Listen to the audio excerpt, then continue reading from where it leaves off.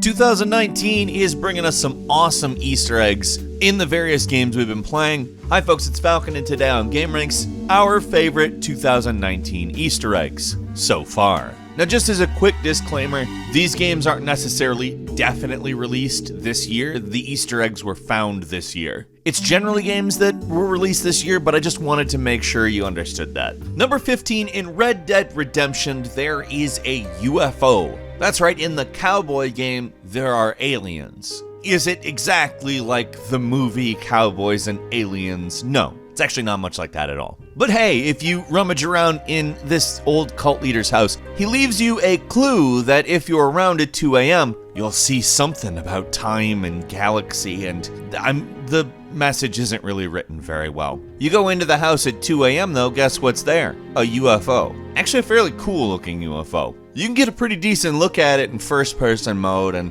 that's obviously the only real way to experience it, otherwise it's just kind of green light. And if you leave, it just flies away and you'll have to wait until the next day and come back. It's pretty cool. Number 14, in the Division 2 there are secret bosses as well as cosmetic masks. So there's a bunch of hunter super bosses that will spawn when you interact with the environment in weird ways. There's 10 of them actually. They're level 35, and if you spawn them and kill them, you get various hidden masks. Now, it's kind of weird stuff, like shoot a light bulb at night in a certain cafe, or pressing a switch somewhere. And they're also a unique faction that is overpowered without question. Like to the point where when the game was first released, entire teams of people were working to defeat just one of them. Which is, I mean, it's interesting because there's not really anything supernatural about the Division 2 or the Division 1 for that matter. And in some ways it almost feels like something different altogether, if you know what I mean.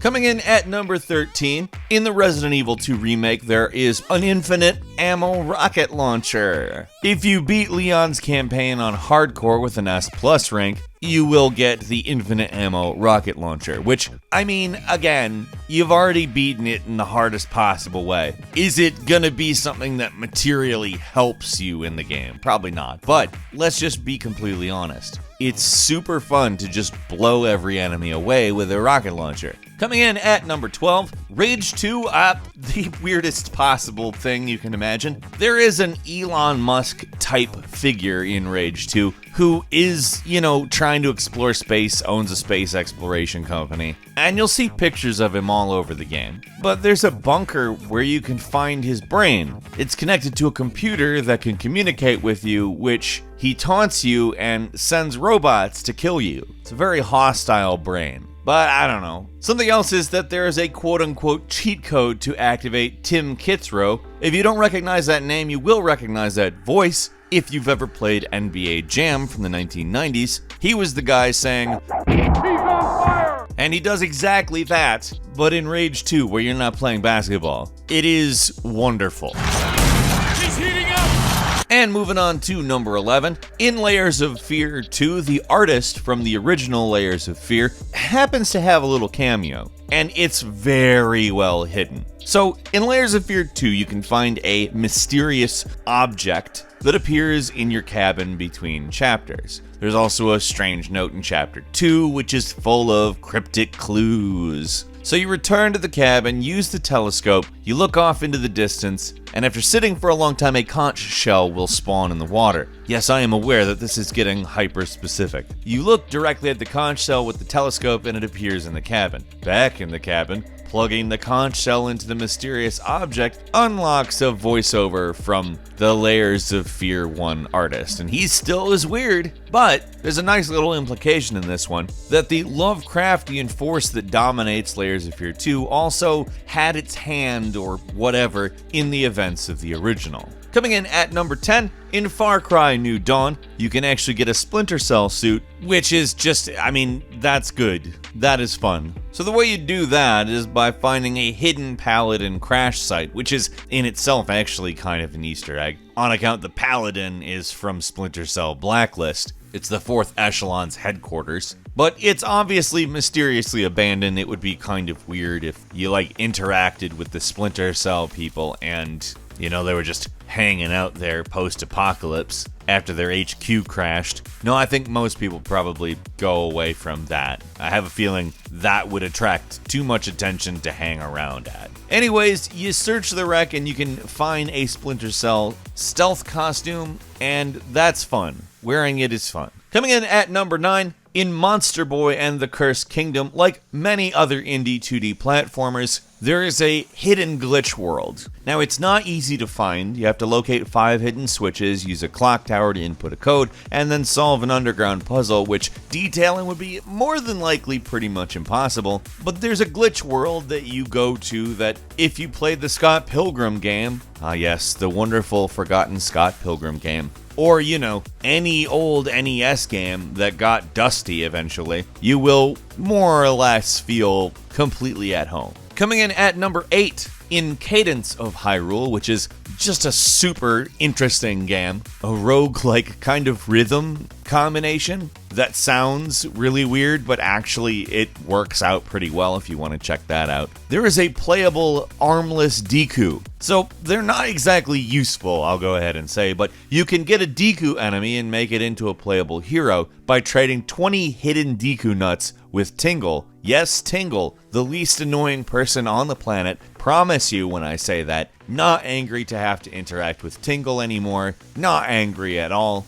He's not the easiest person to hate in the Zelda franchise at all. Well, anyway, the Deku isn't actually cool or anyway. They don't have an arm or another arm, meaning there are no arms on it, and the game is much harder. Moving on to number 7, in Bloodstained, there is a super secret boss, and if you know the DNA of where this game came from, it's a goodie. It's Alucard. You know, the hero from Castlevania Symphony of the Night is actually, well, I mean, not named as a boss, but is very, very, very similar to Alucard, who is a librarian and a vampire by the name of Orlok Dracul. And he has the same voice actor as Alucard. So he's Alucard, okay? If anybody says anything different, it's copyright law. That's the reason why it's not. It's Alucard. I'm gonna keep saying it. Anyway, he's the hardest boss in the game, and in order to fight him, you have to reach 99% map completion and borrow a book from his library. You take that book to a secret spot on the map, and the fight begins. Also, Orlok uses all of Alucard's tricks. He transforms into smoke, he stops time, he uses fireballs. Yeah, he's Alucard. Orlok Dracul is a pseudonym. He's hiding in that library. No librarian is powerful in that way. And if you beat him, you get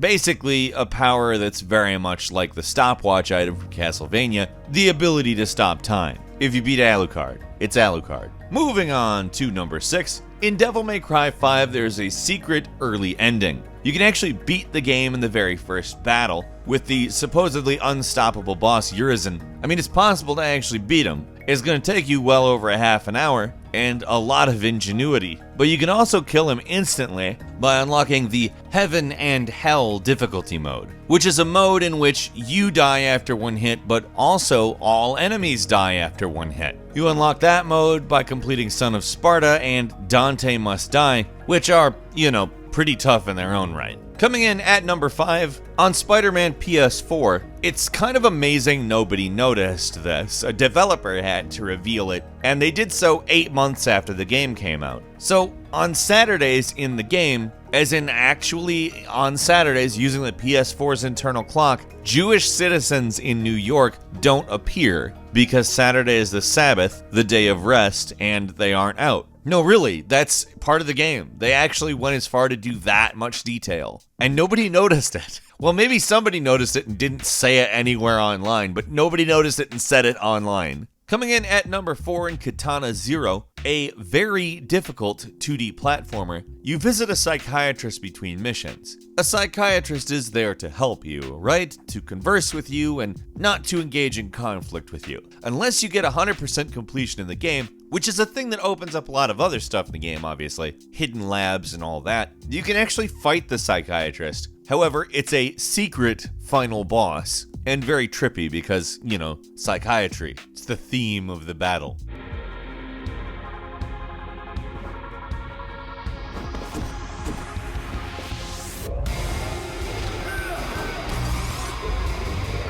And And moving on to number 3, in Sekiro Shadows Die Twice, there is a best ending, but it's also kind of like really convoluted and weird to get to that ending, to the point where that ending is pretty much an Easter egg. But on the other hand, it gives us a tease for a possible sequel, so I don't know, I'm not willing to discount that. You have to solve a bunch of puzzles that are really just unlike anything else in the game, get some key items, talk to a bunch of characters, and you do parts of the game totally out of order. The ultimate goal is to avoid killing the Great Serpent and instead sending it home, which is, you know, super difficult. But it's not like the game is super easy or anything, so I don't think anyone would expect anything else. In Borderlands 2, there is a new E3 DLC talking gun and a scooter memorial. There's a gun called the Overcompensator, which talks.